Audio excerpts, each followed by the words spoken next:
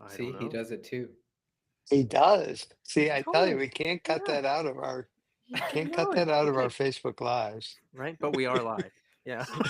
All right. We are actually live. Of course we are. Right. And we have been for 20 seconds. And we have been, yeah, with that little bit of a delay on there, right? Yeah. Exactly. Yeah. Yeah. I've started dubbing it in as the intro when I put up the podcast audios. And it's like, are we on yet? Is it really that? Is it working? Is this thing on? Yeah. Oh, I love that. Exactly. Yeah. Exactly. Okay. Well, thank you all for tuning in. Episode number, I believe this is episode number 65. It Wow. sure is. Episode number Mhm. 65 of Talking About Horses. Today we've got a special episode coming at you here with my friends Dr. Paul Haefner and Justin Haefner from Riding Far. If you've listened to past podcasts, you've heard Dr. Paul and I chatting a couple times, and you've heard a recent podcast where Paul and Justin have both joined me, and they've agreed to join me again today to talk about a new program that they've got coming out for particularly for riding instructors and trainers known as Emotions in the Arena. Dr. Paul, Justin, thank you so much for joining me for episode 65 of Talking About Horses. Thanks We for are having us. delighted to be here. Absolutely. Oh, thank you. So I'm super, super excited to jump in and talk about this program that you guys have put together and really how it's going to benefit not only instructors, coaches, clinicians, but importantly, how it's going to impact their students, right? Right. Because that's what we're all in this for, right? Hmm. Is the impact that we're providing for students for horses. That's a really big piece of this. Before we Hmm. get started, we're stuck in an elevator. Dr. Paul Haefner, who are you? What are you about? I am so sorry. We're only going to be stuck in the elevator for a couple minutes. It better be a skyscraper. Last time I was stuck in an elevator, it was like 45 minutes. Oh no. Oh no. Well, I hear the techs working on the elevator. That's awesome. Yeah, I can give you the short version. I am, uh, well, I have worn a number of hats over the last almost 40 years now. I've been a teacher. I am by training and practice a licensed clinical psychologist. I practice as a sports psychologist. I have practiced as an equine assisted psychotherapist and equine assisted learning coach. And I am a horse nut that was born with the defective gene and have been riding for almost 53 years now. It'll be Nice. 53 years in November. And that's a So defective gene, huh? that's the defective gene, yes. That's great. I love it. Well, speaking Yeah. of defective genes, Justin, tell us about Oh man.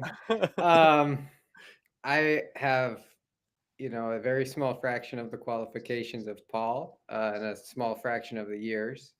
But to make it short, I'm a horse trainer by trade and training, and that's pretty much I am the target market of our course. So, you know, my life is spent on the back of a horse and teaching lessons and trying to help people. But my Mhm. view from, what we're trying to do in the industry is pretty up close and personal because Mhm. I'm have found myself lacking experience with dealing with human emotions and all that sort of stuff. But yeah, Mhm. I've been riding my whole life and obsessed with anything that I've found to get me a little bit closer to the same page with the horse that I'm working with. And That's fantastic. that I love starting there because this is where horse people get it, right? So Mhm. if you're training a horse, right? Most horse trainers will want to learn how to train a horse before Mhm. they try to train a horse, Right. right? the way things are set up in the industry is that I learn how to train a horse or ride a horse or compete, and then I go start my lesson program. Hmm. Yeah, exactly. And Yeah. so now I'm teaching people, and there are, and I do want to give, give a shout out to the people that do educate themselves, or the people that are educated as teachers, because I know there's many people out there that are, but Mhm. the majority of people don't have any training. And it Right. and it and we're not set up to think like, oh, if I'm going to be teaching people, I should go out and seek some education, how people learn. Oh, I'm going to have to deal with students that are melting down in my lessons, or I'm going to have to deal with students with fear. I should learn how to do that, right? When you put it in that context, it makes so much sense. And that's kind of how Mhm. Justin and I got to it. Is, he's training horses and teaching people. He comes and say, well, what would you do in this situation? Or, we're working with people who are fearful, and we have other colleagues and friends come up and say, I got this person I want to refer to you, but we want to send them back, right? We want to get them Yeah. Mhm. started, and we want to send them back. So we have to provide some education. And it's out of that frame and wanting to help instructors, first of all, be more effective teachers. And Yeah. there's two or three things that come out of that. I mean, one is that when you're a more effective teacher, right, your students progress, right? They Mhm. they learn better. And if you're, for example, in a program where they're competing, working towards competition and stuff, you're a successful trainer instructor because your students are doing well, Mhm. right? And you Yes. you you retain students because you're an effective teacher, and you're helping students progress, so that builds your reputation in the community. On another front, right? We're all in this not just for our welfare or the welfare of our students, but for the welfare of our horses, Right. right? Mhm. So, there's a whole other side to this, which is about, if we can be better teachers, if we can help our students, and this part of what we're doing is talking about emotional regulation. If we can help our students regulate themselves better, then their relationship with their horses are going to be better. Whether you're talking about lesson horses, or you're talking about students who are leasing horses, or students who have their own horses, Mhm. right? It's a win-win-win situation when riding instructors invest in themselves in this way, right? And then, the other part of it is just as a simple economic business proposition, right? Who's going to retain the most students and clients? The one with Mhm. the best reputation, the one Sure. who is helping students progress quickly, the one who's helping their students get along with their horses. And if Mhm. all you have is the horse end of things, then you're working at that with one hand tied behind your back, That's very true. right? Yeah. Yeah, that's very Yeah, true, and I think it's yeah. really interesting what you said about how folks will, they'll go on to learn how to train horses.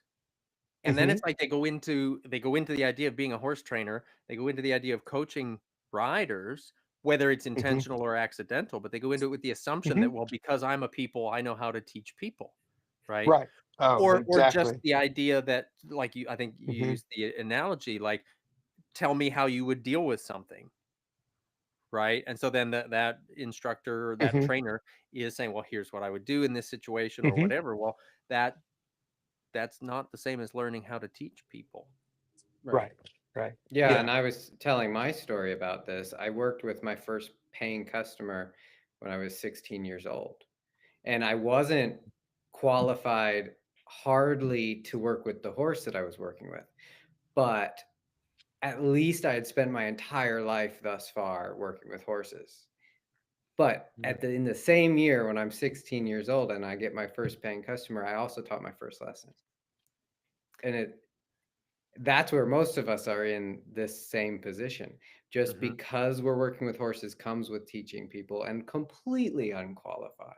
I Mm-hmm. mean, Hmm. I feel I'm unqualified now to teach people, and let alone, then. Um, but I was gonna say, to take us back, this idea, we wanted to influence the equestrian industry. We wanted to help the industry as a whole. And alongside Paul's psychology practice, I start training horses. And we think we're okay. We really, I'm passionate about helping horses. And then we see, well, if we want to help the horses, then we need to educate the riders. Mm-hmm. So we headed a little more toward the clinics and classes and lessons. Mm-hmm. And then it really landed firmly for us that, but who's really reaching, how do we reach the most riders to then reach the most horses? And that's truly through those teaching those riders. So in Hmm. by influencing the instructors, the coaches, the trainers, um, we are really, it trickles down. Patrick, you said this well, but that it trickles all the way down to help the widest number and variety of Hmm. horses. Mm-hmm. Hmm. Mm-hmm. And that's where it So all going started for into it, us. and that's awesome. And so then you guys started riding far with that idea of coming together. Is that right? Your business together. It was a rebirth. So I had started riding far as my sports psychology practice back around, I Mhm. actually think technically it was 2002. Um, Okay. but when Justin and I joined forces, and I think it was 2018 or so, Mhm. that's when things really transformed. Prior to that, it was just me doing my sports psych stuff individually with clients, occasionally doing a seminar or clinic here and there. And then in 2018, we started really working together. And that's where a lot of these ideas were born. Mm, Justin, it was actually Justin's initiative. He came and said, "Hey, I'm training horses, and I know some of my clients could really use some help from you." And he and I, had talked enough that he knew that the clients I was working with, sometimes the challenges they were having with confidence and stuff like that was really just a horsemanship issue. mm, mhm, And that I knew that they could use his help. And then we started working together, um, doing clinics, working in integrated together, working with clients, developed the Fresh Start series, which I think you know about, which is mhm, for riders with fears and anxieties. Um, and then this idea of doing formalized education actually came out of, I got invited to present at USEA's educational symposium. This is back probably 3, maybe 4 years ago. Yeah. And I came back from that. And that's what I talked about. That's where the art and science of teaching and learning came from. mm, Right. And I talked about the emotional side of things. And I talked about pedagogy, about the science of teaching and how do people learn and things of that sort. And, we came back and I think we were sitting in, we call it our game room. It's kind of like our family room. And Justin said, how long would it take you to put together a course for that? And I said, well, here, let me sit down. And like about 5 minutes later, I had a syllabus laid out. And we said, well, you That know, was one of our first real business meetings, I think. I Ah, know. there That was you like go. the first time we sat down and we were like, "Well, all right, let's take the minutes, we're gonna have a meeting." And I looked at it, of course, and coming from an academic background, I said, well, this is like a college, this Mm, is like a college semester course, right? This is like a yeah. whole 3 credit course. And we say, well, how can we bring this to the people that would want it in a way that is digestible and in a way that they can access it.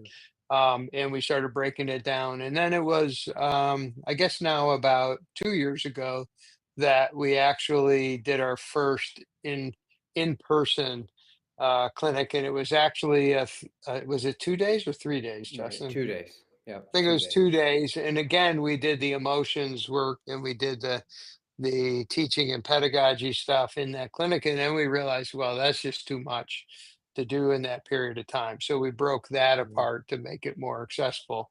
And we also know that people who are really, working hard in their training and training businesses or lesson programs, it's really hard for them to get away, Yeah, right? It's absolutely. hard to get away for 2 or 3 days to go and do something. Um, and just said, well, we got to figure out how to do an online course. And then that's been us, well, for me, it was a struggle. Because it's not my comfort zone. It's not my format, Mhm. right? Mhm. I sit in the room with a group of people, and I'm happy and I'm comfortable and I'm engaged, so that was a long time in coming. So the emotions in the arena course, we've been offering a number of live webinars which have touched on a couple of the core concepts, and then the emotions in the arena course is designed so that riding instructors can work their way through it.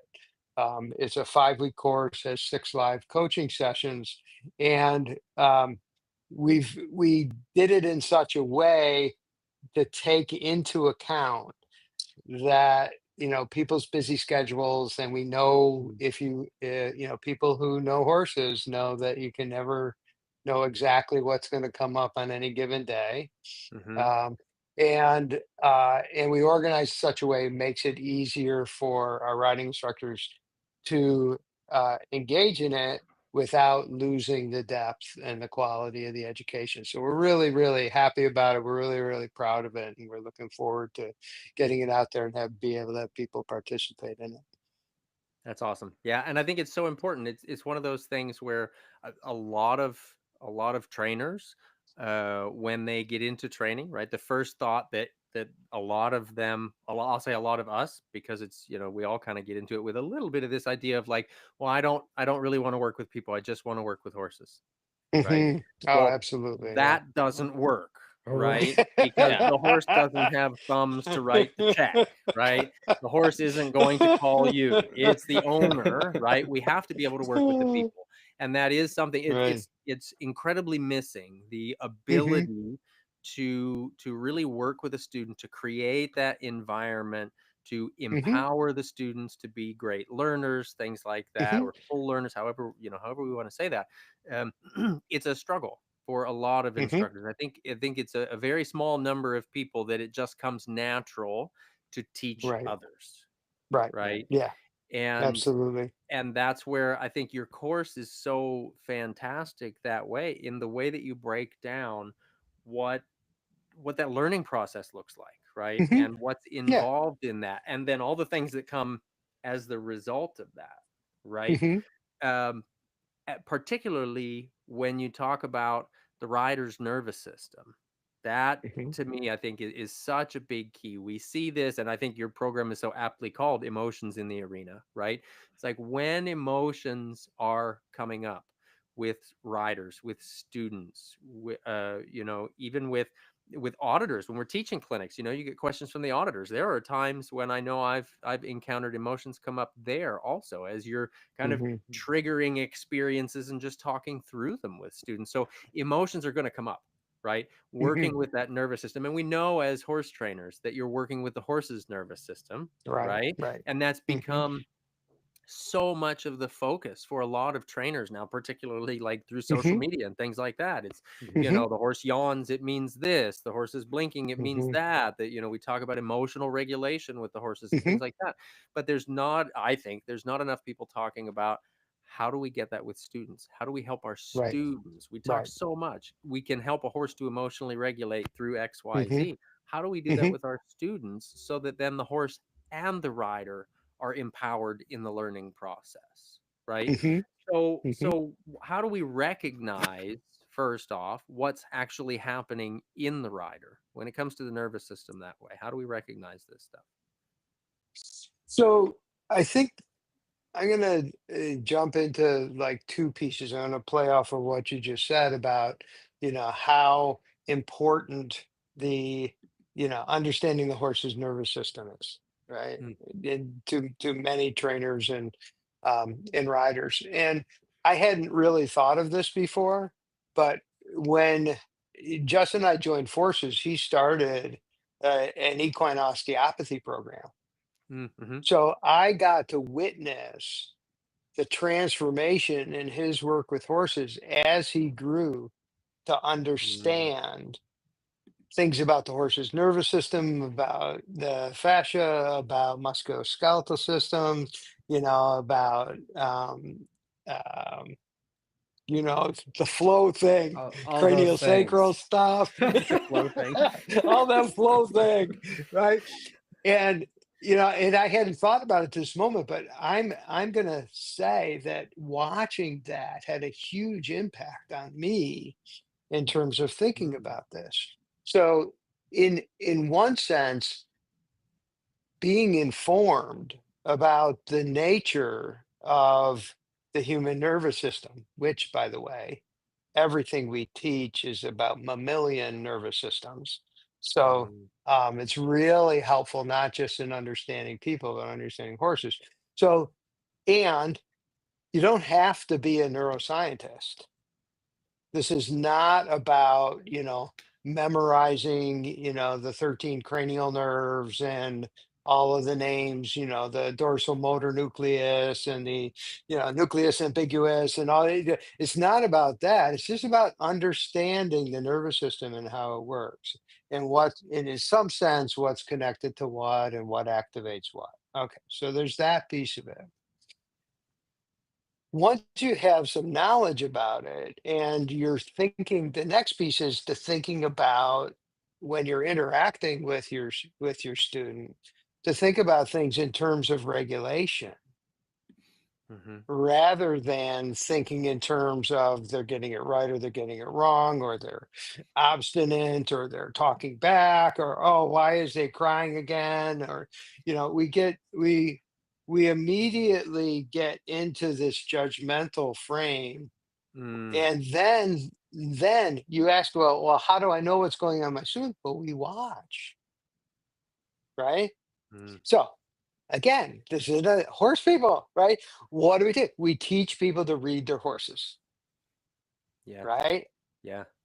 How are they? I mean, they get the base. How are they standing?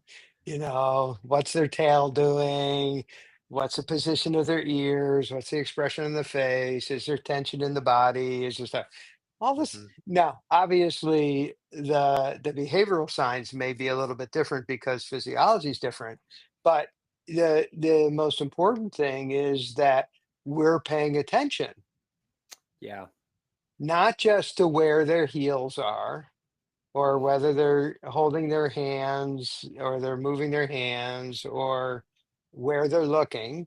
These, and they're all important things in terms of technical things towards writing, sure. But we're also paying attention to shifts and changes in body tension, physiology. Mhm, We're looking for everything with people. Um, I'm also trained in clinical hypnotherapy, and they would teach us about what they call them beamers, uh, behavioral manifestations of internal responses. So okay, yeah. if you pay really close attention, which you can't always because people are riding around an arena or something like that, Mhm, you'll be able to see indications of subtle and big shifts in people's emotions or in their systems even before they're consciously aware of it. Again, something to mm, know about the nervous system is that okay. emotions arise, many emotions arise outside of our awareness, right? Which is also Mm. helpful to understand. So we're So if talking I'm about paying, noticing the outward expression of the inward experience. right, and Yeah. if we can catch the shifts and changes, right? Mhm. And this is the beauty of working with people. Then we can ask, Mm, sure. Right. Right. right? With You our don't have to wait for horses, them to drop their head and lick and chew. right? Exactly.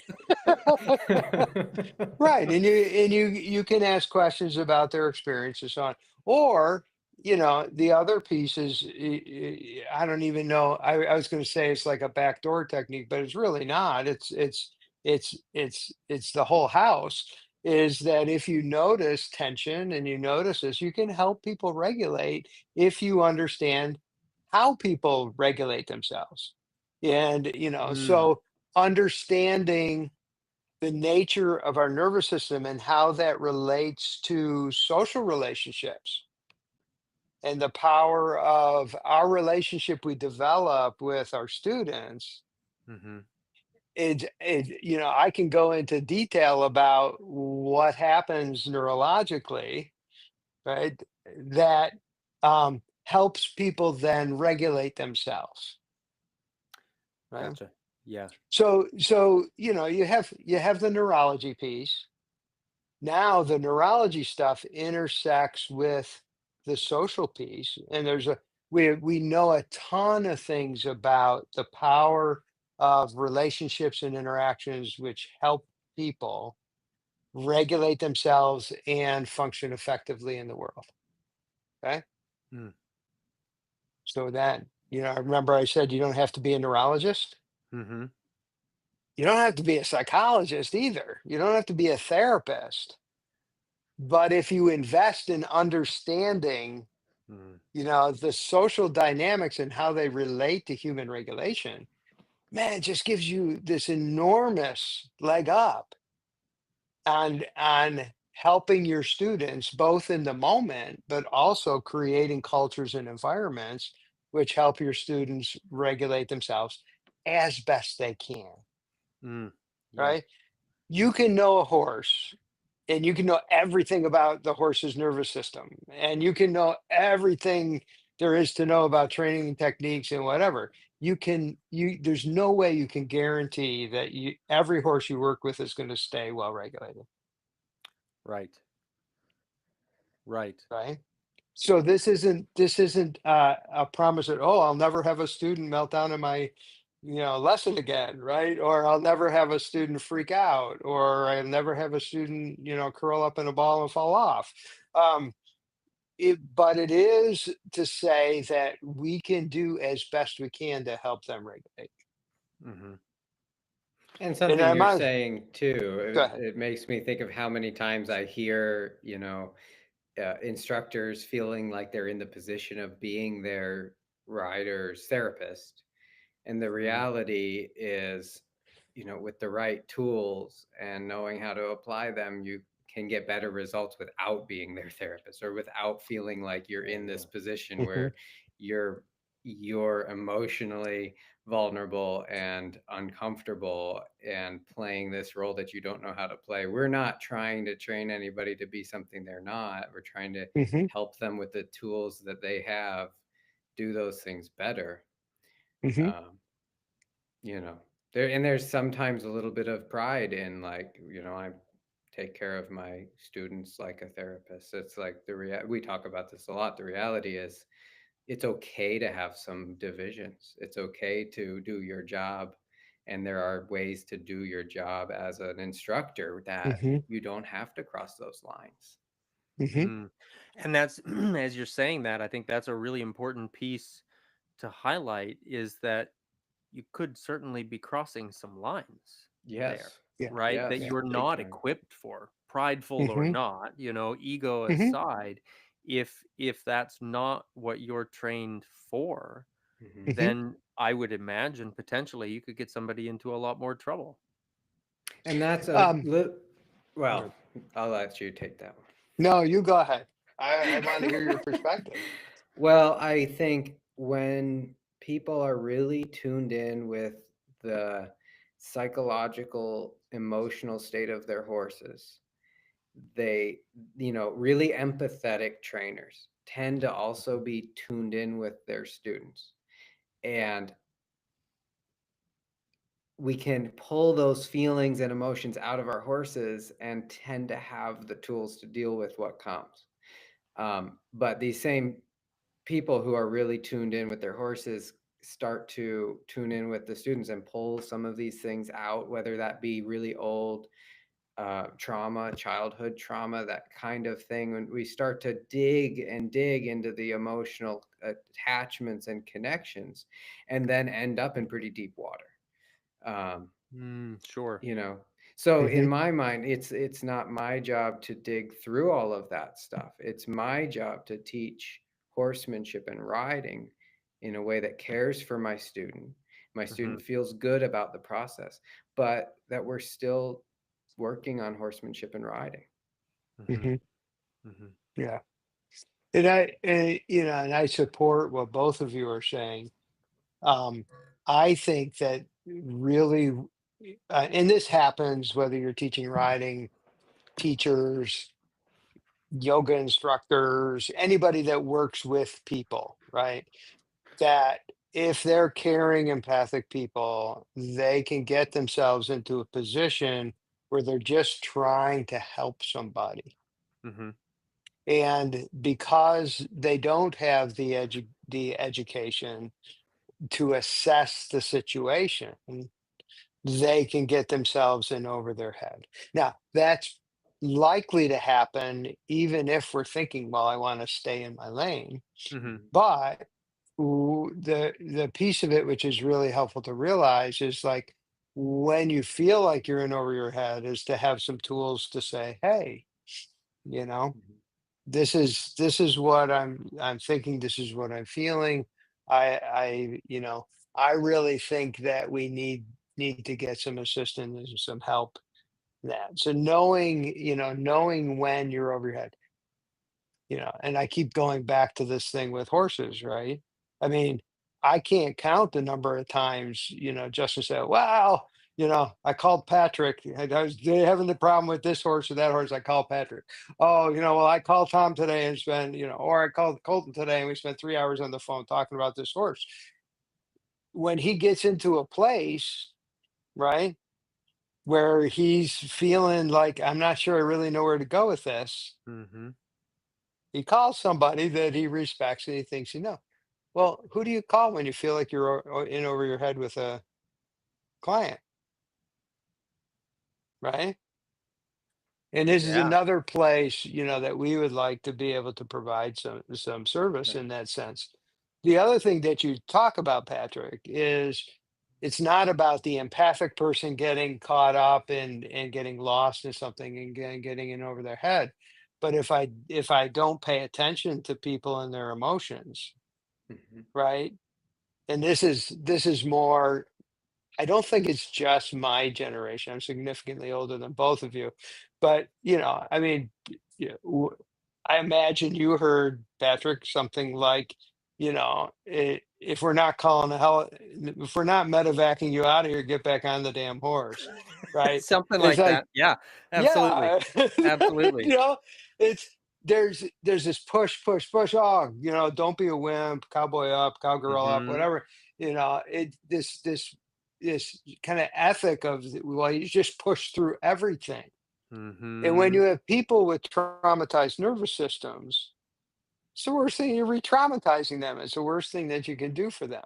Yeah. And if they have other emotional regulatory issues, you can really push them over the edge in lots of other ways too. Mm-hmm. So and you don't have to in this scenario, you don't have to be, you know, um, all kumbaya, lovey-dovey, pay attention, kind of pseudo psychotherapist. You just have to be aware, Mhm. Mm. right? Yeah. How it's like you were asking, well, how do I know if a client is going over a threshold in their emotional reactions and experience, right? And you just have to be aware and care. Mm. And then we get to the third thing is well, then what tools what can you do, Mm-hmm. Right. right? And we talk about it as in our clinic when we talk with riders, we talk about how do Justin's going to have to remind me how I talk about it because I don't remember. Yeah, there's working out, which is like, preparing your nervous system to function well, Okay. right? Um, and then there's the actual skills to apply, and then there's Mm. contextual stuff that you can play with, connection and things of the sort. So, you should. it'd be really helpful to have something to just offer your students and say, hey, I notice this happening over and over again. Let's see, I got a couple of thoughts about some things you could do which will help you be more resilient. Mm. Cool, right? Mm-hmm. Or, you know, when this happens, because we can see your nervous system elevating, here is a practice and a tool you can use in order to regulate your activation in order to keep it from rising further or for lowering your activation, right? Or maybe it's the other way. Maybe you have someone who's so laid back they're horizontal and they need a little bit more energy and be a little Mm-hmm. more activated. A little bit of a Here's a boost. Yeah. tool here's a Mm-hmm. tool you can use to do that. So it's great to have those tools. Mm-hmm. And then it's great to have a toolbox for creating a context in which people naturally become more regulated and more resilient, right? Mm. So there's also that side of things as well. Mm-hmm. So, and that's kind of what we try to do, with this course is let's give some people some really good information so that they can understand what's going on. We don't apologize for teaching people about the specifics of the nervous system, teaching people about how, relationships and social systems work to help people build positive expectations and functional Mm-hmm. behavior in interacting with the world. And then we go into, okay, so if we understand this stuff, what do you do with it? How do you get it working for you? Mm-hmm. And then, and we look at the bigger picture stuff, talk about cultures, psychological safety, that kind of thing. Mm-hmm. And then we go into very specific kind of strategies, help people through a moment, right? So that you have like a reset button Okay. or helping people in general build their regulatory capacity. So all those different Yeah. levels is what we're trying to help people with. And I should say, we do live very much in an information age. And I was thinking Mm-hmm. about this too when Paul was talking about, you could, this is where I thought he was going, but he was not. You can know everything. You could Got be to keep them guessing. you could be so well read about horses, and there's a lot of information to consume out there, but not have a Mhm, freaking clue how to apply it in the arena. mhm, And Yeah. so Right. that was something we were really careful about, is we could put, there's a lot of information in his head, there's a lot, if we can organize it, line it up, there's a lot of information in there. um but we didn't want to just put all these videos together and then turn you loose to make what you want with it. So we, Mm-hmm. that's why this is running on a schedule. We Mm-hmm. put the information together as tidily as possible, so it doesn't take a ton of time out of professionals' lives. But then we get together, you know, every week, and it's tell us what you're working on, tell us how this applies to your life, and then we'll help you put the information into play, because Mm-hmm. that's where things really get sticky, is like, well, what do I do with this stuff? mhm, Yeah, exactly. So You can read about it, you can hear about it, you can know it, but not be able to apply it, mhm, right? right. Like, yeah, you mhm, can you can read all the books, you can watch all the videos, but that doesn't mean you could teach a mouse to eat cheese if you don't know how to apply those things mhm, in the right sequences, in mhm, the right moments, in the. Right. mhm. Yeah. Yeah. Right. And And even the application of this stuff. So you can look, you got all this information, whether it's about people, emotional regulation, or nervous system function, all this other stuff. Then you can have information about skills and strategies and techniques. Think about Mm. horse training programs, Mhm. right? How many people are immediately successful in applying a step-by-step horse training program that they Mm. pull offline without getting help from, you know, somebody who's an experienced trainer, Right. right? It's been one of my, so I have just I'll take a little sidetrack. There's a psychologist named Paul Wattel, and he used to be a psychology professor at University of New York, um, College or University of New York. I don't know. I can't remember now. Uh, this is the beauty of getting older is you can't remember and you don't really care. No, but what Paul Wattel would talk about is he talked about two things. One is empirical demagoguery. So we study things and we study things, and then we say the only thing is important is stuff that we can do research on and things like that, which just sort of it's like he considered that sort of tunnel vision, Okay. right? And that when you have that kind of tunnel vision, basically you're ignoring experience, intuition, all of these other things that are Mm. going on. Mm-hmm. So this dovetails with another one of my favorite. I went to a conference. It was a Association for the American Marriage and Family Therapists, AAMFT, yeah, something like that. And I got to listen to this guy named Howard Little. And Howard Little said that this was in the day where family therapy was on the rise. And there, for some of our listeners, might know some of the famous ones like Jay Haley or Chloe Madonis or Salvador Minuchin. And they started these schools just like the horsemanship schools, Mm. right? Just like everybody's, the Clinton Andersons and the, Pirellis and all these different schools out there. And he said, you know what? We now take people into school and we put them through a 2-year curriculum. And in that 2-year curriculum, only a few of the classes are on the specifics of what do you do, but we focus on the structure and the technique of the therapy. Mm. And what we forget is that everybody who started one of those schools was a classically trained psychologist with 40 Uh, years of experience before they came out with their system. Okay. gotcha. Yeah. And what he talked about is we're training technicians. Mm-hmm.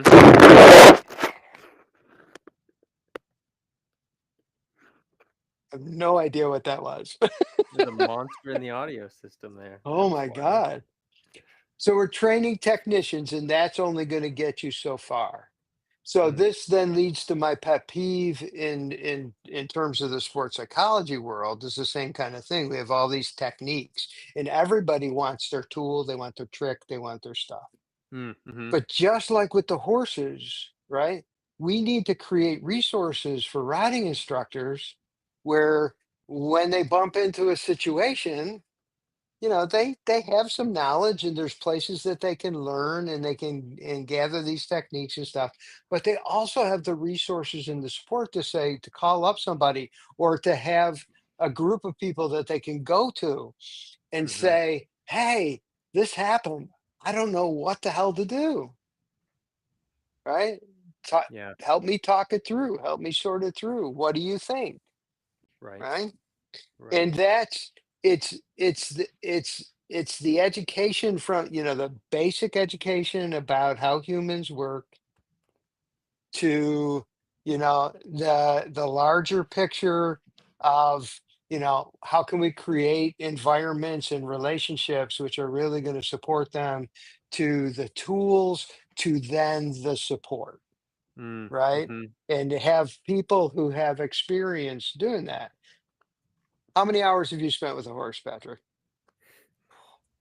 I couldn't even come up with a number. Right. See, I Yeah. could probably, and if I say how many hours have I spent with clients, I probably could come up with a reasonable number. Mm. So, what's 38 times 50 times 30, Mm. you know, whatever that happens to be, right? Yeah. So that's what I do for a living is I sit and I help people regulate. That's my job. Yeah.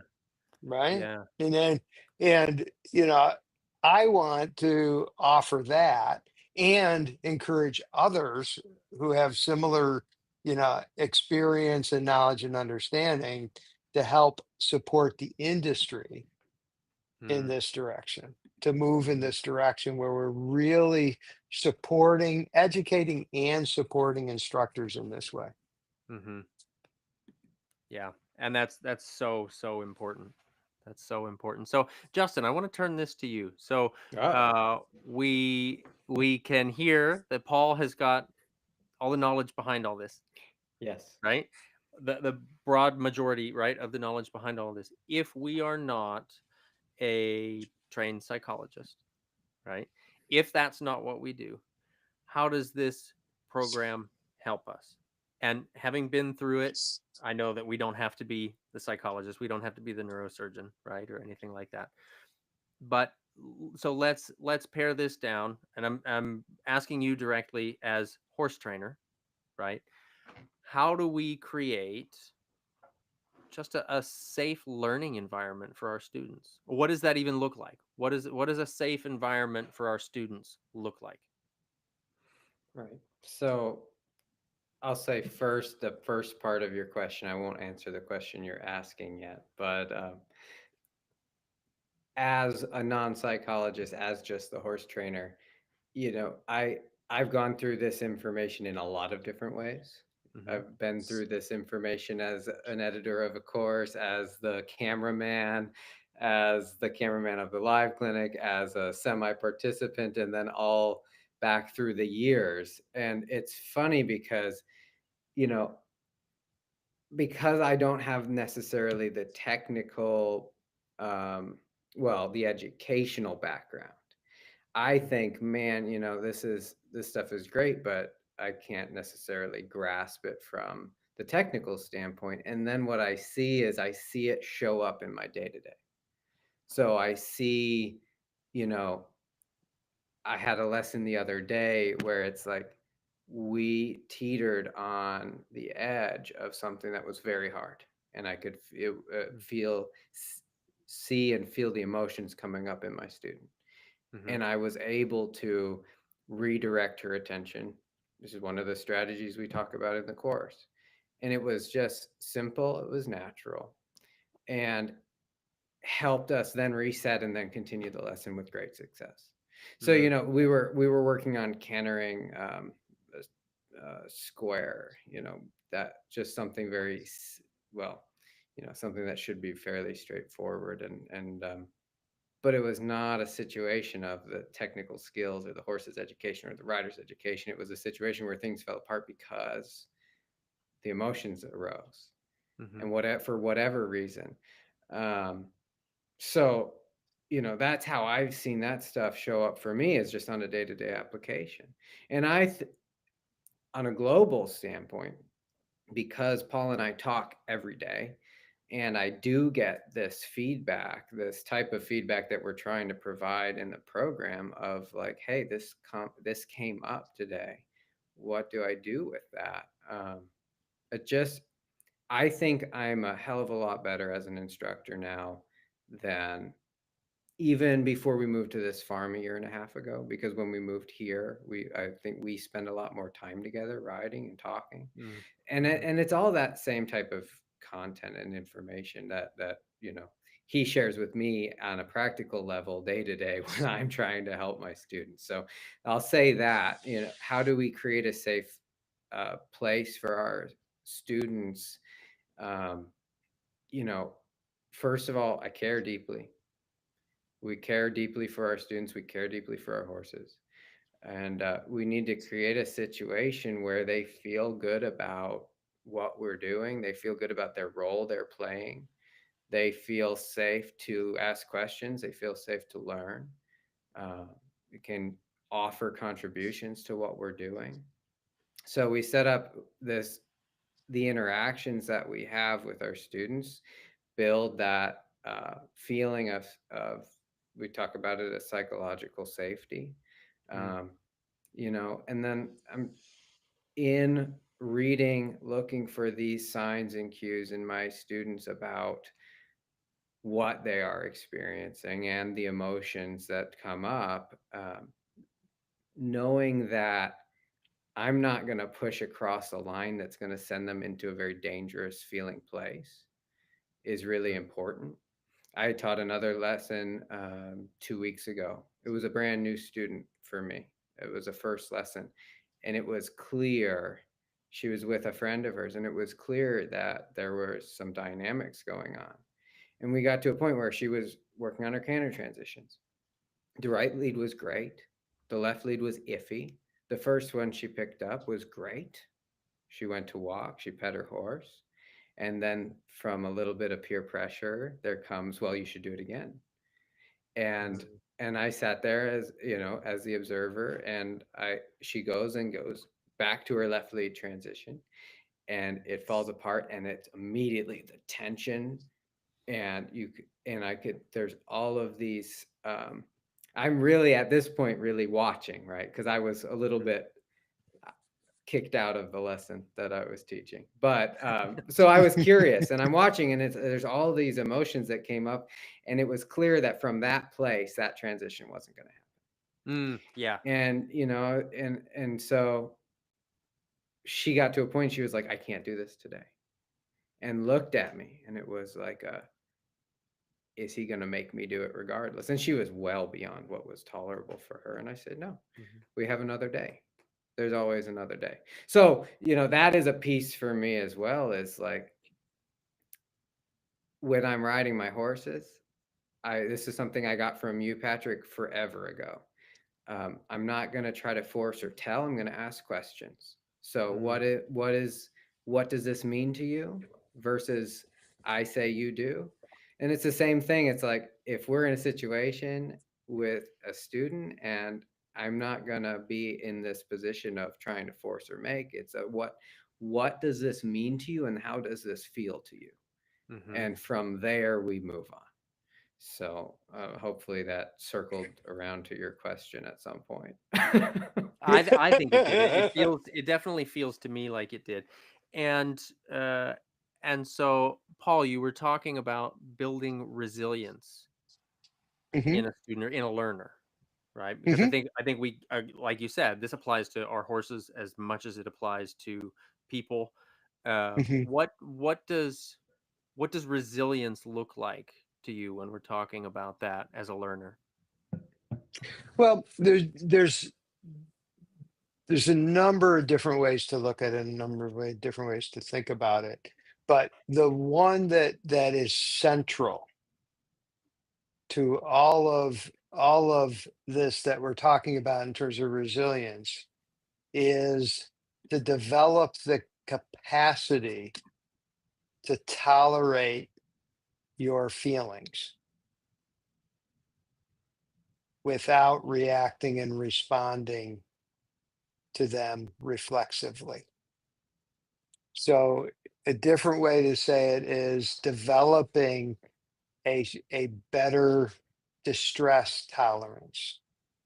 Hmm. The better we're able to tolerate discomfort and distress, the better we're going to be able, the more we're going to be able to think through these moments, which then, and this connects to our nervous system, which then gives us the opportunity for our nervous system to learn and understand that it's not in danger. Gotcha. Right. Gotcha. So very Um, similar from the horse training perspective mhm. when we're exposing horses to new situations or when we're Right. increasing our Right. expectation of the Right. ask, of whatever Hmm. the task might Yeah. be or something like that. Yeah. Yeah. And It. I'll add to that too, is that, w- a lot of this can be taken like, oh, we're not gonna push our students, we're not gonna progress. And the other thing you hear that comes up is like, we're building weak students. And that's the last thing that Mm. we're talking about. So, Mhm. Right. the reality, it is, we talk about stress, tolerating stress, we it's stressful on our body for us to breathe. Right. Right. Right. So part of this is that we need to be clear that stress is not a bad thing. Mhm. And then it's our job to help our students grow in that, their ability to tolerate that, not to throw them so far into the deep end that they're drowning, Right. but to build up their Mhm, tolerance. mhm, Mhm. And you know, like the story that I was telling of, you no, you don't have to go there, we have another day, Mhm. builds the rapport and builds the resilience, and then we will circle back around. I'm not saying it's a get out of it mhm, free card and we never touch that again, right? mhm, We're just talking about practical ways for people to grow in that resilience without being mhm. absolutely shot out of a cannon. So Mhm. Can can I Mhm. tell a Justin kindergarten story? sure. Oh, yes, yes, please, Oh no. yes. If he argues about it, I'm gonna can I is there a mute button? Can I mute him when No, you do this? it it I it's can a hide him in here. Oh, man. Okay, yeah. Oh. Oh, so when Justin went to kindergarten, okay, there is this ethos that people have that you take your kid and you throw him in and you should leave right away, right? Mm, And teachers say this because kids will stop crying more quickly, right? mhm, And then it's more energy for a teacher to create. I'm the psychologist. My wife's a child therapist. It's like, oh, w- ho- I know that if I'm an adult and someone just throws me into a room of strangers, it's uncomfortable for me. mhm. Well, he's 5. Right, Okay. right. So what was really funny is that every day early in his kindergarten career, there were 2 parents that stayed. One was the psychologist and the other one was the headmaster's son. And we would go in and we would sit down and usually just read a book. And what was really interesting to me was that there were 2 or 3 other kids that would come running over hungrily, right, to be Mhm, connected and to stay. And we'd read that book. And then the teacher would come and engage Justin. And then he would get him doing something. And once he was engaged in something, I walk away mhm. all through his early education, I got parents saying to me, "Oh, you gotta toughen him up. You know, this world's a tough place. You gotta, he's gotta do." And I'm thinking, like, well, when he's out in the world on his own, he should be tough. But how is he going to get there? Right. Right? And the way he gets there is by becoming better regulated, by trusting that there are people in this world that are going to provide some support for him Mhm, when he is pressed to a place where he doesn't feel like he's got a place to go. mhm, Now, as a father, I am hopelessly biased, but I have 2, fabulous, resilient, hardworking sons who are productive members of society, caring, engaged, things like that.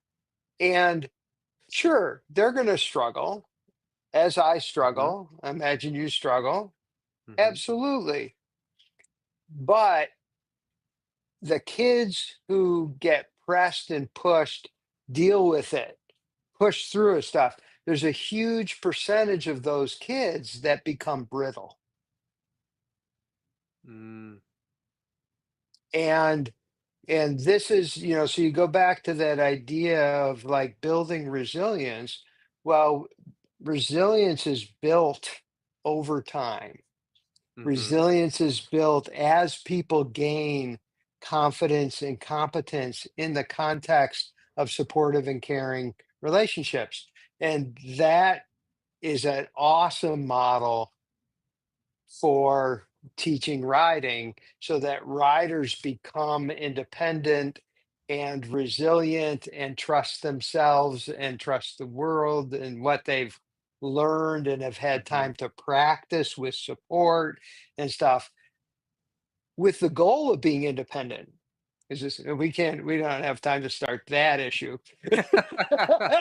Well, what I think is really fascinating about that is, as you started talking about this, and we said this at the very beginning, that, you're talking about in this course, you're talking about mammalian nervous systems, right? Yeah, When you're talking absolutely. about this story about little baby Justin in kindergarten, what I'm picturing in my mind, like, okay, so the horse trainer mind, right, Uh-huh. uh, is helping that horse Hmm.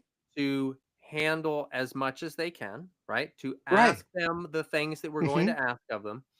But as you said, knowing that they're going to be supported, Right. having the capability to allow that horse to ask you questions, Hmm. right? And you can clarify if you need to, and you can support if you need to. You Hmm. don't just give that task and assume that that horse they have to do that thing. And I mean, Right. maybe that's what you Right. do, but we all know what the horse looks like when you put them to that. Hmm. That's the tense Mhm. horse. Right. That's the nervous horse. That's the horse that develops Right. ulcers. That's the horse that maybe shuts down. That Hmm. eventually Exactly. down the road you say, gee, I Hmm. don't know where all these problems came from. Right. I followed the Hmm. book, or I did the thing, right? Mhm. Yeah. Hmm. And then there's the other side where we're too worried because we read online that yawning means a horse is stressed. We're worried about asking any kind of questions. And so then Right. we let the Right. horse become, you know, 22 years old with no basic education. And now it's unsafe even to itself in the world. Right. Mhm. Hmm. There's that. Right. And obviously I'm making that story up right there, but there's the balance in there, Hmm. right? Not avoiding the challenges, facing the Right. challenges, Right. not coddling, right? And Hmm.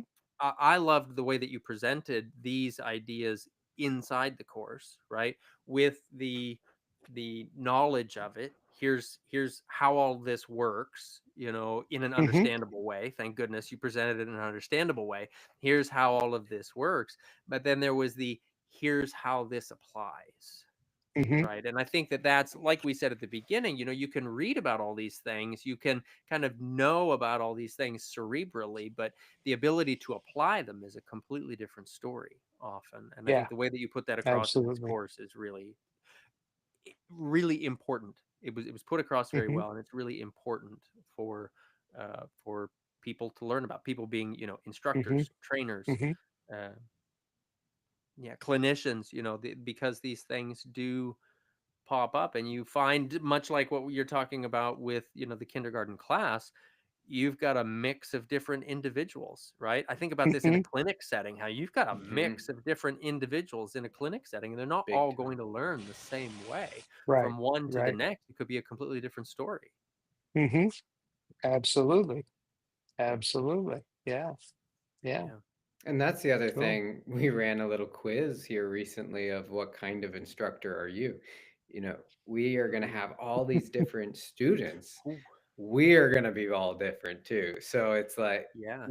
knowing where Hmm. we're coming from, and then knowing that we can and really need to be presenting things differently based on Mhm. who the students are as well, and Hmm. looking at that through the lens of who am I simultaneously. It's really Mhm. Hmm. important to understand that.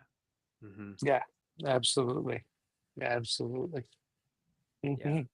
And a little bit of what you talked about at the very beginning, Paul, like the how when someone tells you they're okay, like sometimes they're not, right? Hmm. But the watching Oh the yeah. behavior, like, I'm fine, I am Yeah. relaxed, that We kind of. we had that in a recent clinic.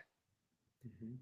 I had a rider, lovely human being, tough, brave, actually quite a capable rider, but had a really serious accident, Mm, and was terrified. And I got to work with them the first day, and we went to Mount, right? And when you're dealing with fear issues, it's kind of like, well, people might be familiar with Cat H, which is, I think, is like a approach and retreat on steroids, and it's the way okay. you helped Justin with Philadelphia. Okay. So that idea of noticing when the horse, just notices, right, Hmm. and kind of waiting there until they relax, and then you can step away, right? So there's this way, it's almost like training them to be relaxed in the previously stressful situation. Okay. And and Sounds I so and easy when you say it like that. well, that's all. This is simple. Everything's simple, just not easy. Yeah, there we go. And I remember they got up. So first they acknowledged some anxiety about getting up on the mounting block. So we took our time getting up on the mounting block. And then she got on the mounting block, and I asked her how she was, right? Because the next step was putting the foot in the stirrup. And I don't even remember what I noticed about it, but it's exactly what you're saying. It's just it was like saying I'm fine, and nothing about them was fine. Right. Right. You know, and to be able to stop and artfully, check in without, shaming them for not knowing what's going on in their bodies and their Mhm. nervous system. Yeah. But just having that insight in that moment transformed their experience. It was actually a month or so ago. They made comment about that, about how transformative, that moment, that clinic in that moment was. So Mhm. yeah, it's like and that's with horses, it might be, oh well, they're doing what they're supposed to be doing, but they're doing it with fear and tension, or they're doing what they're supposed to be Mhm. doing and they're really not there, right? They're Mhm. shut down. Yeah. And it's the same with people, right? Having that awareness. People will either lie to you because they don't want to seem like a wimp, right? Mm. Or they're trying to push through some really hard feelings Mhm. themselves, right? Mhm. Or they might be totally unaware of how much stress and tension they carry, Yeah. Right. right? Right. So those are all places that, again, without being a therapist, you can develop some skill and greater awareness of these things, and develop some skill and strategies for dealing with these situations with your clients, Right. that are going to a keep them safe, right? B, really help them grow I mean, how many times have you talked about riders being more aware Right. of themselves and their body and what they're bringing to that relationship, right? Mhm. You're going Exactly. to help your clients be more aware in that context, and the riding's going to get better. Relationships with horses get better. Mhm. They progress.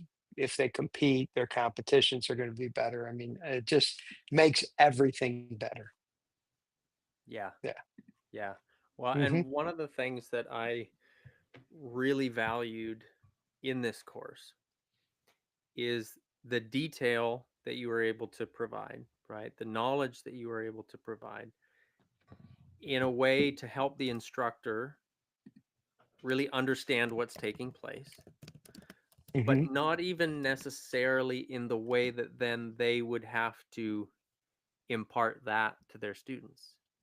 Oh, right. Because that Yeah, part really didn't absolutely. matter. It's what do we do with that? Right.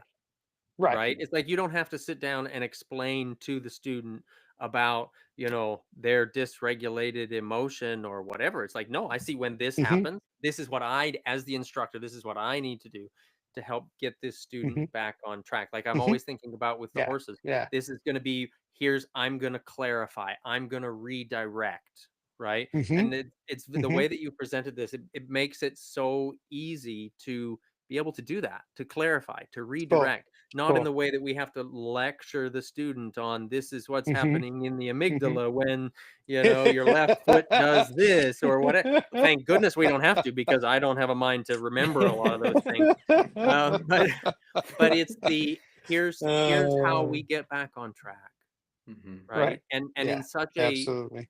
I dare I say, in such a simple way, here's how we can Hmm. get back on track. Hmm. That, I'll relate a story that I had recently. I shared this a little bit with Justin at one point, but just recently, I had a student that I was working with. I've worked with the horse for a couple months. Fantastic horse. Horse and owner had a point of separation, we'll call it, and owner had some fear. Right, so horse came to Hmm. me to be worked with. It's working great. The rider has more fear than I realized, and maybe even more than she realized, right? And it Mm-hmm. wasn't until it was okay, here we are working, here it's time for you to climb on. And then everything fell apart. Everything shut down. And where I know myself, having worked with fearful riders for 20 years now, Mm-hmm. always feeling a little under the surface, whether I've ever looked like it or not, always felt a little Mm-hmm. inadequate under the surface of, okay, well, here, maybe I'll tiptoe around this spot and we're probably not going to get much done because I don't know how Mm-hmm. to handle that fear. Right. But this was Mm-hmm. a situation where that happened. And that was so much part of one of the videos that you have in the course, Mm-hmm. Mm-hmm. that it was, oh, here's what I do, here's where we go. And it was, I will say it felt anyway, really seamless to help the Cool. riders sort through not all of the fear. And I'm okay with that Mm-hmm. because I'm not a therapist, Right. right? But Right. to go through what felt like a really big piece of it for her in a Mm-hmm. way that helped her to feel successful, that helped her to not feel um, less than because of that Mm-hmm. coming up, Mm-hmm. right? Which I think Mm-hmm. in a lot of our students is a really big deal. To me, it's, I really want my students to be empowered in that learning process, right? And if they're Right. feeling less than, that's not being empowered, right? So being able Mm-hmm. to redirect and just flow with that and have her end that session feeling really good about where her and her horse were in that moment, Yeah, that's knowing the awesome. That's limitations, knowing super what was cool. coming up. That for Mm-hmm. me, and I know I shared it a little bit with you, Justin, but not so much to that extent there. That was, for me, it was like, wow, there's that. Like, and because of the Mm-hmm. way you presented it in the course, I didn't have to fish around in my back pocket of my brain to find, how do I deal with this in this moment. Mm-hmm. It just felt like such a smooth transition into, here, I'll Cool. clarify and do that. And I Mm-hmm. think a lot of that is part of, that's how we would help the horses in those Right. situations, Yeah. right? It's like, let's Mm-hmm. redirect, let's Mm-hmm. clarify. But again, like we've been Mm-hmm. talking about all along, people learn how to teach horses if they want to be a trainer, but we don't Right. necessarily go to learn how to Right. teach people. And so then we can Mm-hmm. feel, even if we handle it well, we can feel really inadequate in the process, Right. Right. right? Yeah. Yeah. Absolutely. That's a great story. I mean, that to me, um, I mean, Oh, I'm what not happened? catching gremlins. any of that stuff on my No. end. No. Oh my God. Yeah. It's like, bam. I can even hear it. That's so good. Oh, The ghost in the yeah. system. I don't know. Um, no, what I was going to say, and see, I get emotional when these things come up. He knows this. He gets emotional with and anything comes up. So just to have you have that and take that forward makes it all worth it, Mm, right? I used to have a mentor when I was in college who used to say, if you have a positive impact on one person, it's all worth it, yeah, right? Right. yeah. So true. So very Absolutely. true. Yeah. Yeah. And I do believe, by the way, that more people will take great value from what we're doing, and I really want to see that, right? I really want to see them grow. I want to see them take it, be and share it with their students, and then share it with each other, and have this be something that gets carried through the industry. Mm, yeah. Hmm. Yeah. Absolutely. Yeah. Absolutely. And just as an aside for our listeners too, I know I told Justin about this. I got a kick out of it myself. That when you have the little module in there about working with the combative student. Oh, Paul, let me tell you, it's so funny because I feel like in person, I generally feel like I handle that pretty well. I've only, in 20 years, 20, what is this, 22? So now in 25 years of teaching the public, I've only stopped two, I think, lessons Hmm. for working with a student that was just, we were not on the same page. There was no way we were going to get on the same page. That's it. It's done. I Hmm. feel like I can always find a way to work with that student to come to where they are, that we can find a meeting ground, or at least stay superficial enough that we don't dislike each other. right? Hmm. But it always, in a sense, drives me nuts to watch somebody else be disrespectful to an instructor. Just knowing, having been on that side of the fence, right? Right. Watching that happen Yeah. with another instructor, it's like, oh, you know, knock it off, stop Hmm. that, you know. Hmm. Um, Boy, when you presented that in that module, I was I had to sit on my hands, like, I was getting itchy, and I knew that it was a simulation in this video, right? And I'm like, "Oh, this is a hot button. This is a module I need to watch over and over," because I'm like, "Ugh." Now it's my emotions in the arena. To hell with the student in that moment. It was my emotions in that arena, and I was proper pissed, right? Oh So, man. and I say this just to share that there's a ton of value. Like, I've been teaching the public for 25 years now, Hmm. and there was two moments, one incredibly impactful that was really helpful to a student, and one incredibly impactful that helped me realize I've got some Hmm. stuff in there that I need to work with too, right? Being comfortable with separating, Hmm. right? Like Right. emotionally Right. separating in those Right. combative moments, right? So Hmm. a ton of Hmm. value kind of on both sides of that coin, I think, is Yeah. to me where that really Absolutely. comes through. Yeah. And Very, that's, very cool. that's of course sneaky of us, but it kind of comes hand in hand is if we're learning about the emotions of our students, we happen to also hopefully learn a little bit about our own too. So Absolutely. Yeah. Well, good job. Damn it. no, that's awesome. It's so cool to hear about your Oh, experiences with it. Yeah. yeah, It was yeah, super powerful. yeah. Yeah. Super pleased that it touched you in that way. That's really cool. Yeah, yeah. It was Yeah. really great. It was really great. So Hmm. for our listeners, for that are instructors, that are trainers, that are clinicians, that are coaches, that are, I don't know, supportive spouses, even maybe, I don't know. Hmm. Um, can you give us a little bit of a breakdown of what's the meat and potatoes sort of the course, as far as what's the structure look like when folks sign up for this course? Because I'm going to highly recommend anybody who's an instructor, anybody who's a coach, trainer. This is a course, like I said, 25 years of teaching, and I got some very, very important things out of this course that immediately helped me. So I recommend this for everybody. I think, uh, in a sense, just like, well, the competition season is here, right? And if you're in the USEF competition, everybody's got to go through that safe sport training, right? You got to do that course. Hmm.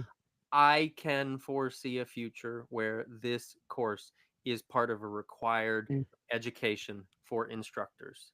And I am looking forward to when that happens, because I've seen too many students feel less than, too many instructors get upset because they just don't have the skills to teach, and all the clashes that happen in between that. So I can't recommend this course enough for instructors. If you're coaching riders in any capacity, I think this is a really important course for you. But can you guys give us a breakdown of, like, what do the modules look like when somebody signs up for this course, what can they expect? Yeah. Sure. So when you sign up for the course, first and foremost, you're dropped into a community of like-minded individuals. Mhm. So there's a lot of collaboration in this. Like we said before, there's live feedback. So we have the content to consume that's already created is in the format of videos, written resources, audio files. But as we walk through that every week, we're sitting down to help everybody live, Mhm. as a group to walk through what they're working on. But then there's also a community that's built just for this. Looks a lot like a Facebook group, like a private group, but it's built on its own platform. And that's going to have a discussion timeline kind of a thing where everybody can talk. We can look and see your questions. We can answer questions, interact with you guys, but also have interaction between the folks in the course. So, and Okay. then, Hmm. like I said, we walk through this information. We help integrate it in the live calls. That runs for 5 weeks, 6 total calls. And then there's, Right. There's an we know that life introduction happens. call, and then we have 5 Right. calls for 5 different modules. Right. Hmm. So, and Yeah. this does, because we're walking through live, we close tomorrow at midnight, and we are jumping on the welcome call Thursday at 7. So this is starting right away. That's Hmm. fantastic.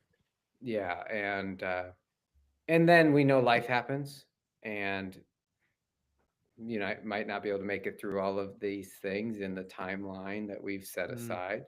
So Hmm. there's 2 weeks additional access to be able to go through that stuff Right. if And you all the miss. live calls are recorded and Yeah. posted in there. So if you miss a week and want to get caught up on the Yeah. discussion, you can you can And go jump back then in and and do review. that. Perfect. and Right. then in addition to the content itself, one thing that we find really important from a learning perspective is to be prompted to be thoughtful about the content itself, both before and Mm, after going through it. So each module we have set up has what we call reflections, explorations, and Explorations and reflections. reflections. Right. We always do it the other way around. I I don't know know we why. do. I do the same Um, thing. so we have forms set up in there that they're not required to walk through. It's like you mentioned, safe sport. It's not a graded required. You have to click through everything, but they're meant to prompt your thought process and help you learn the content. Hmm. mhm, Um, and then that kind of stuff, like when you go through those forms, they kick back your answers to you straight to your email, so you can have them all in one place. You mhm. can Right. look back at that. Right. And then the big thing that comes with all of this, and this is lifetime access as long as you can keep track of it, is we have a really You very didn't get this, by the way, Patrick, but we'll send you a copy because that's Awesome. we true. was That's not true. ready. Yeah. I'm looking forward to that. Yeah. Yeah. So we have Yeah. a The workbook. workbook. Yeah, Yeah. the workbook, and Yeah. that pulls all of this stuff together, and that's yours to take home, Hmm. to keep and to look to Hmm. use, and that kind of pulls all of it together that we're walking through. So Hmm. that's, I mean, those are the meat and potatoes. So There we go. Yeah. yeah. There we go. That's a Yeah. lot. And like you said, the calls are great, and the ability to go back and review the calls, the ability to have Hmm. the material there for you at your fingertips, right? On your Hmm. phone, if that's what you're accessing it from, desktop, if that's what you're accessing it from. And the reviews, you just said that you guys mess it up all the time, and now I'm completely the explorations Reflect and reflections. explorations You and There we go. did it reflections. again right there. Explorations and reflections. There we go. Yeah. What I did love about that, I loved that, and this is because of the busy, right? Because life happens. Hmm. I Mhm. Hmm. loved that I was able to look at those questions, not necessarily fill out the answers Hmm. as I was going, but as I was able to look at those questions, and it did. It really helped to, yeah, reflect, right? It helped me to think about Hmm. processing that information and where does that come up, Hmm. and where Mhm. can that be used. That was so great, even without having to completely fill it out, Hmm. but then the ability to go back to it, that was great also. I know several times I Hmm. called back, went back to a couple of those to check in again, because Hmm. little things would pop up, like happens, Hmm. right? Oh, there's a moment where I think I integrated that thing that they were talking about in that module when we were, you know that sort of thing. So being able to go Oh, back and review that was right. really, When you really had to run away because your foal was being born. yeah, exactly. Yeah. Right. Exactly. Well, that was the first call, was it? Yes, it was. It was the first call because I was gauging his age in weeks by what call is it today? And it's like, okay, yep.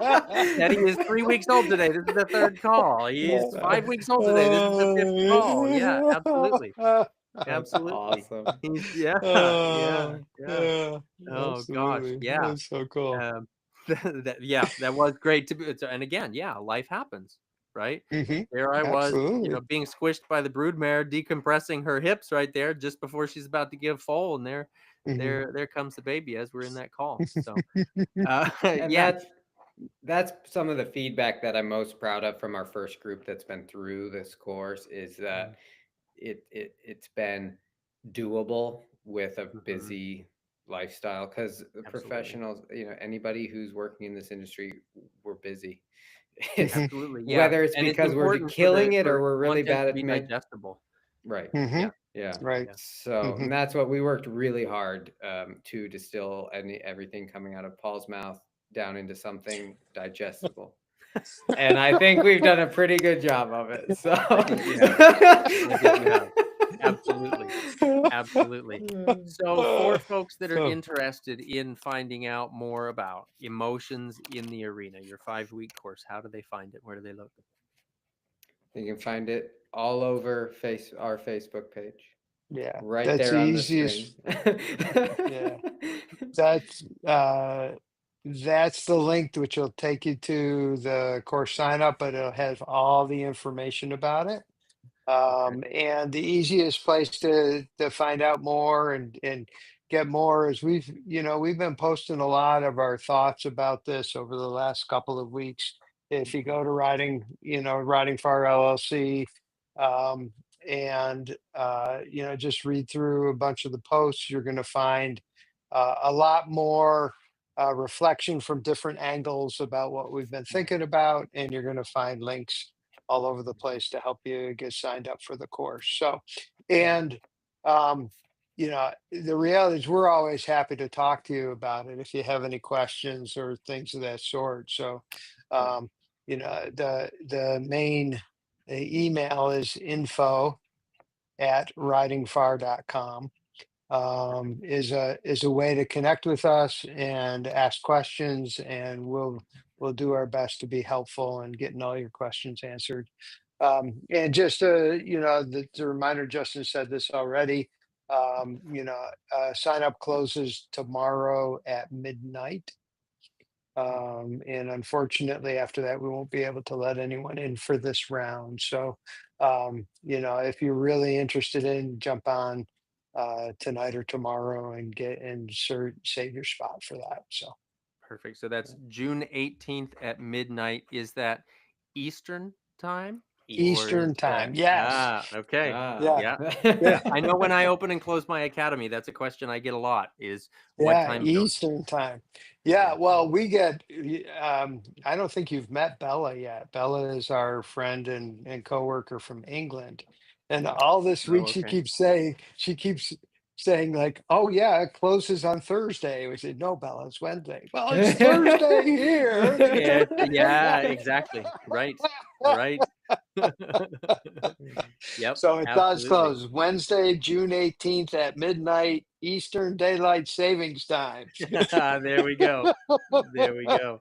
Oh, that's fantastic. Okay, so I Uh, usually do a wrap up. You guys know this because you've been on here with me before. I usually do a wrap up with several closing questions.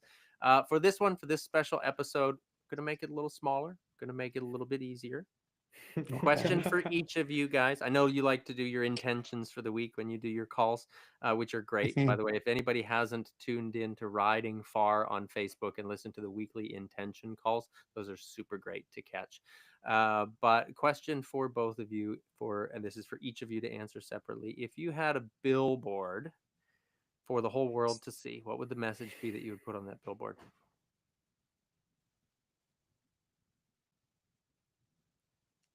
Listen.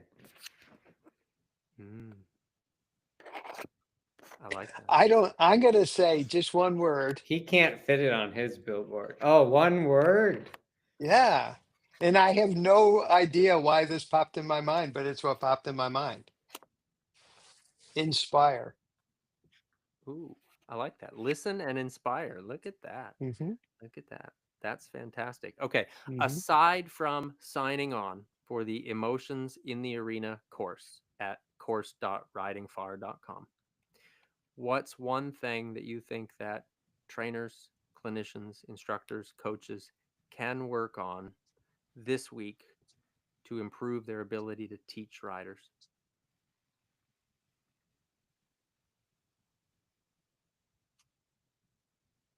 You took out the best answer. What?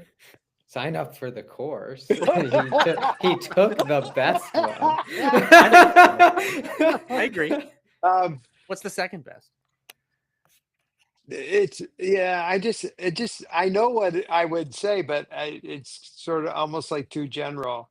But you know, per, personal regulation. Mhm. You work on your capacity to regulate yourself. And once you're regulated, pay attention. Hmm. There you go. I love it. Yeah. I love it. Hmm. That's fantastic. Justin, Dr. Paul, thank you guys so much for joining me for this special episode of Talking About Horses. This has been, as always, so much fun to chat with you guys. Thanks so Yeah, much a for real having us, joy. Doctor. Yeah, absolutely. Thanks for having us on. Thank you. Thank you. And I recommend again for everybody out there who's in any sort of a teaching position, working with people at all. I recommend, even if it's not teaching riding, if you happened upon this podcast, this is a great, great program for teaching and working with people in any capacity. So I really recommend it. Again, at course.ridingfar.com. Give it a look. Best of luck. Best of luck with the course, guys. I know it's going to be Thank you, great, sir. and I can't wait to hear everybody's success stories as they go through it. Thank Cool. you. Thank you.